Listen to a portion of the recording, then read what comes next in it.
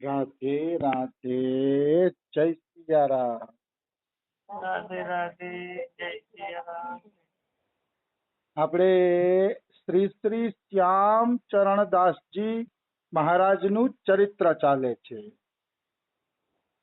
શ્યામ ચરણદાસજી મહારાજના ચરિત્રમાં આપણે આગળ વધીએ તો શ્યામ ચરણદાસજી 16 વર્ષના થયા ત્યારે એના ઘરના લોકો એના લગ્નની વાત કરે છે કે તું લગ્ન કરી લે.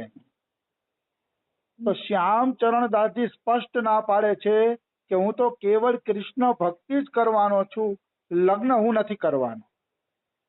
સ્પષ્ટ ના પાડી દે છે. તો એના નાના હતા ને, નાના એને સમજાવે છે કે બેટા તારી બાળક બુદ્ધિ છે, તું હજી લગ્નનું મહત્વ જાણતો નથી.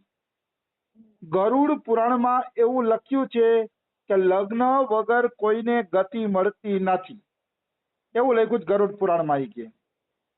અને મહાભારતમાં લખ્યું છે કે પુત્ર વગર નરકોમાંથી મુક્તિ મળતી નથી. એટલા માટે જ સતયુગ, ત્રેતા, દ્વાપરના ઋષિ મુનિઓએ લગ્ન કર્યા અને સંતાન ઉત્પત્તિ કરી. અને કળિયુગમાં પણ રૈદાસ, કબીર, નરસિંહ આદિ લોકોએ પણ લગ્ન કર્યા અને લગ્ન કરીને જ ભજન કર્યું.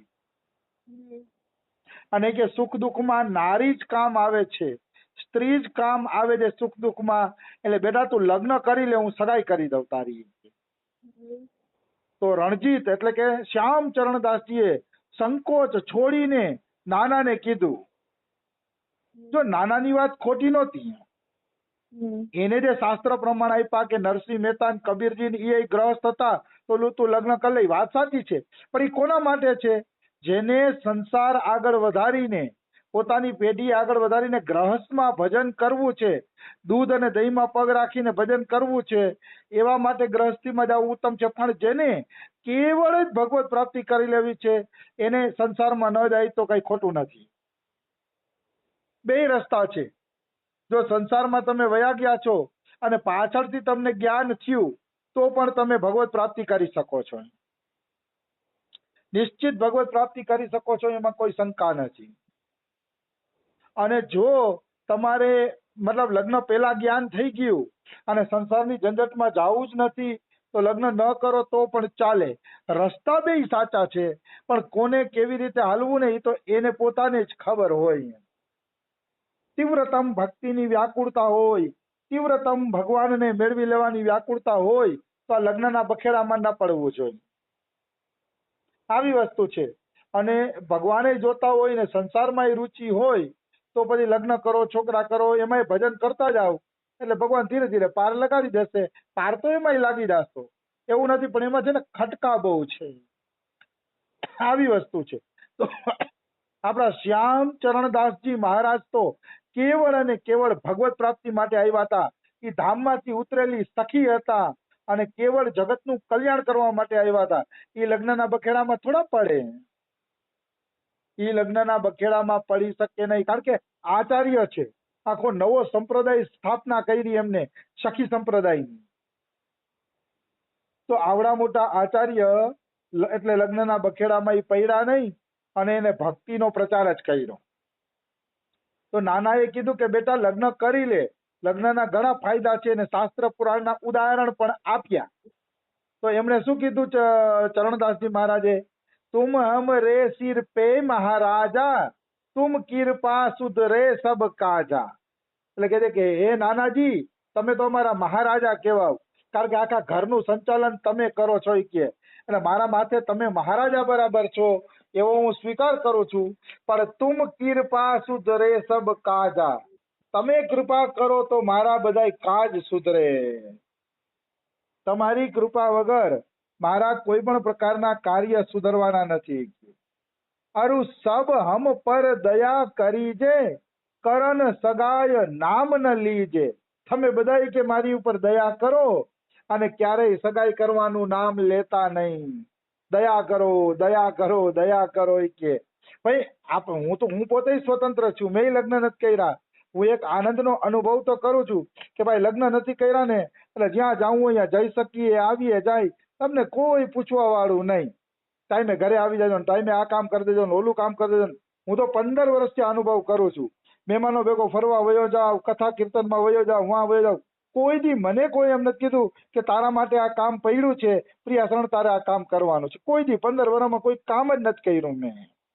એટલે એ કામ એટલે નથી કર્યું કારણ કે લગ્નનું બંધન નથી, છોકરાઓનું બંધન નથી. એટલે હું તો અનુભવ સાથે કહી શકું કે ભાઈ સ્વતંત્રતામાં જે મજા છે એ બીજે ક્યાંય મજા નથી. મારો તો આવો વ્યક્તિગત અનુભવ છે. સ્વતંત્રતાની એક મજા છે. કોઈ કામ જ ન હોય, આપણે મરજી પડે એમ જીવન જીવી શકીએ, આવી વસ્તુ છે. અમારે વ્યવહારિક કઈ કામ નહીં, નહીં વ્યવહારમાં જવું, નહીં ક્યાંય જવું, કા તે કઈ નહીં. 15 વર્ષ કેમ નીકળી ગયા ખબર નથી પડતી.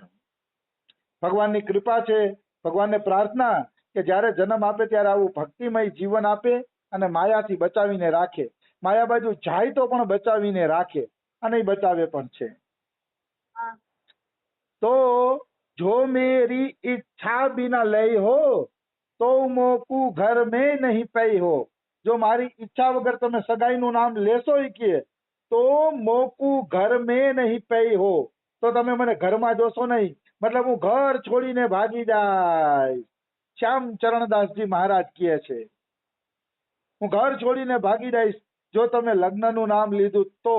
કે ऐसा निकसू फिर नहीं आવું કઈ જંગલ પર્વત કુ ધાવું. પછી તો હું એવી રીતે નીકળી જઈશ, એવી નીકળી જઈશ કે જંગલ અને પર્વતમાં વયો જઈશ, કે ઊંડા ઊંડા જંગલોમાં પર્વત ઉપર વયો જઈશ.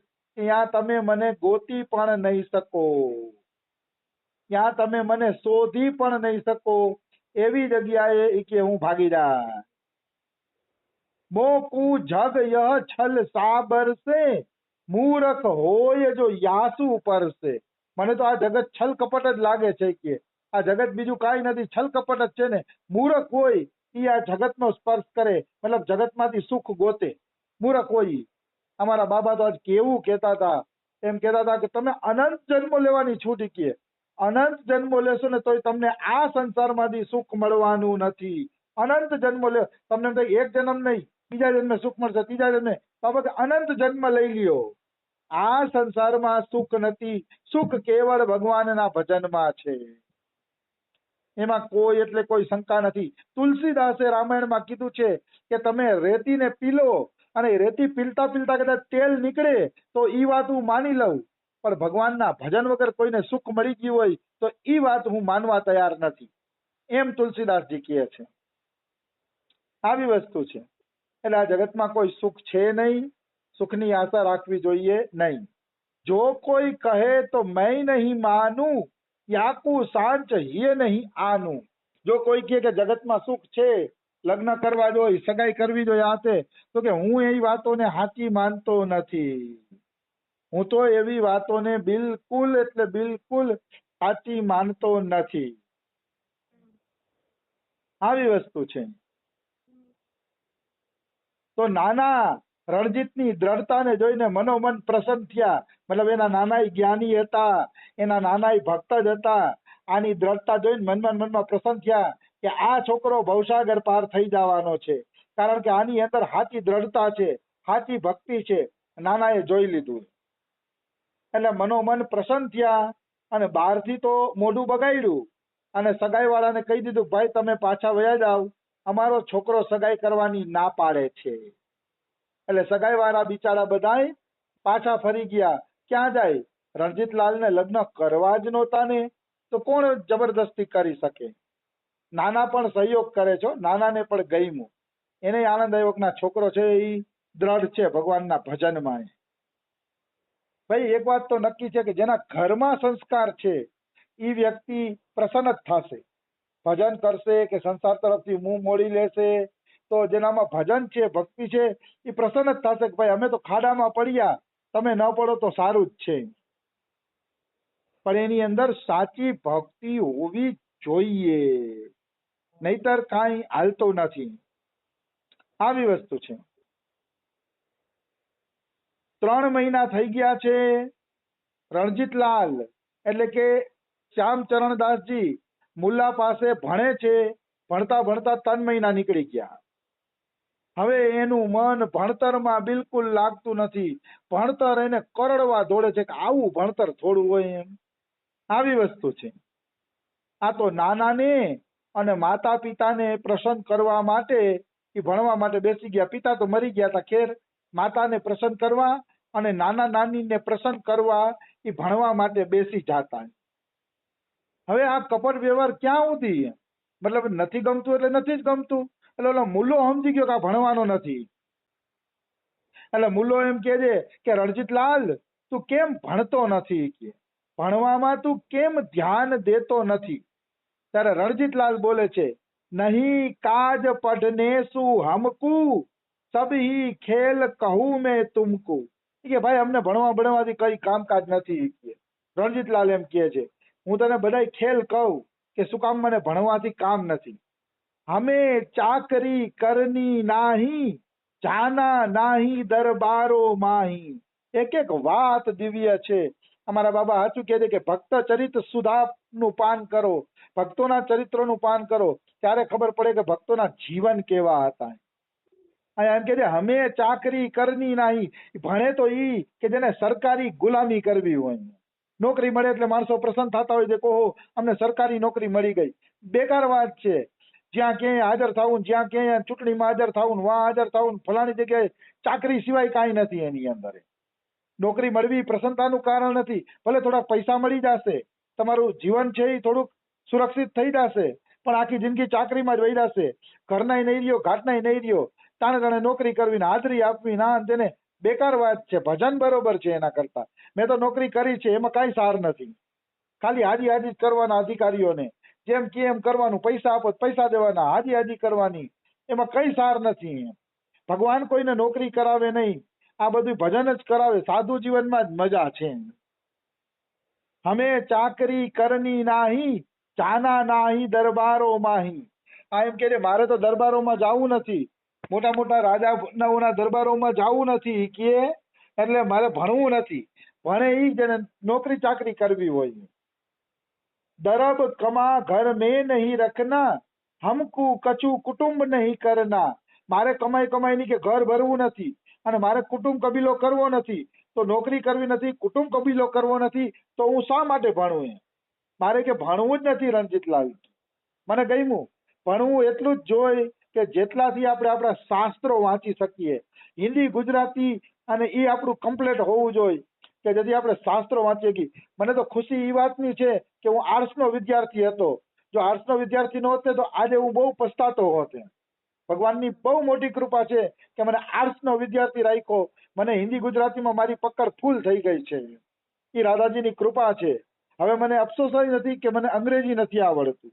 એનો અફસોસ નથી અને નથી કોઈ શીખવાની ઈચ્છા પણ એમ. કારણ કે મારે જોઈ છે જેમાંથી રસ પીવાનો છે એ ભાષા મને આવડે છે ઠાકોરજીની કૃપાથી.